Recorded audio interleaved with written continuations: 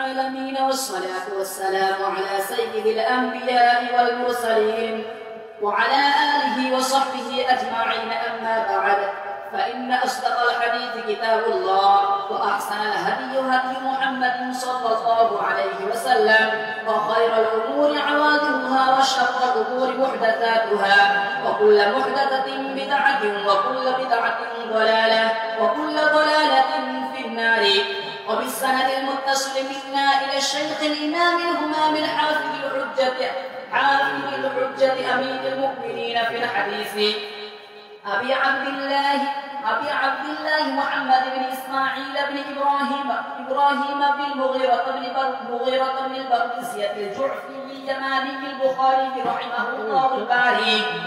اللهم انفعنا بعلومه وعلومهم آمين يا رب العالمين. أنه قال: باب قول الله: ونضع الموازين القسط ليوم القيامة وأن أعمال بني آدم وقولهم يوزن.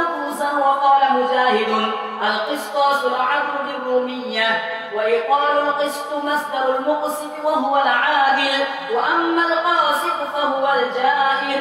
وبه قال حدثنا أحمد بن أشكاب قال حدثنا محمد بن فزيل عن عمارة بن القعقاع عن أبي زرعة عن أبي هريرة رضي الله تعالى عنه قال: قال النبي صلى الله عليه وسلم: كلمتان حبيبتان إلى الرحمن خفيفتان على اللسان ثقيلتان في الميزان، سبحان الله وبحمده سبحان الله العظيم.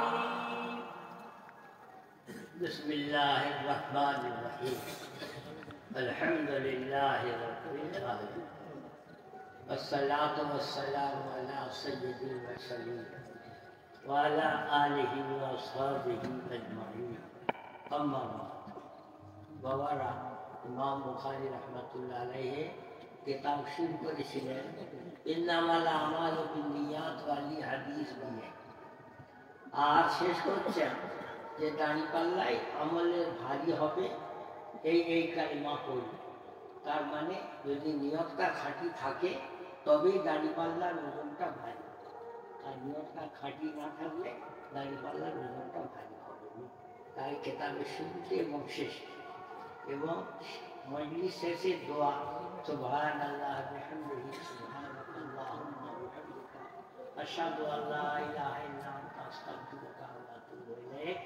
এটা আবু দাউদ, তিরমিজি ইত্যাদি কিতাবে আছে, কিন্তু ইমাম বুখারীর শারায়েত মোতাবেক নয় বলে ওই হাদিসটা উনি এখানে আনেন। ওনার শারায়েত মোতাবেক যে হাদিস, সেই হাদিস দিয়ে ওইটাকে পরোক্ষভাবে সমর্থন করছেন। দেখো আমার কিতাবও আমি শেষ করছি, সুবহানাল্লাহ বিহামদিহি আলফাজগুলো আছে। আচ্ছা বাবারা, তোমরা আশা করি নিশ্চয়ই শুনেছ, খেয়াল করেছ যে আল্লাহ তাআলা নিজের জন্য সব জায়গায় কোরআন শরীফে বহু বচন শব্দ ব্যবহার করে। কেন? ইন্না নাহনু নাযালনা যিকরা ওয়া ইন্না লাহু লাহাফিজুন। আল্লাহ তো এক, আরে তিনি আমির জায়গায় আমরা কেন? তার এটা তোমরা সূরা নামদার তাফসীরে পড়ে এসছো যে ইমাম বুখারী নকল করেছেন যে জামা অনেক সময় সম্মান সূচক অর্থে ব্যবহার। তিনি এক, কিন্তু তিনি মহা সম্মানিত, সেই জন্য তার জন্য বহু বচন শব্দ ব্যবহার করে। এবং বাংলাতে একে বলা হয় রাজসিক বহুবচন, মানে রাজা বাদশারা নিজেদের চিঠিপত্র লিখে যেখানে সই করে, যেমন কবি গোলাম মোস্তফা সাহেব বিশ্ব নবী বইয়ে নকল করেছেন। মহারানী ভিক্টোরিয়া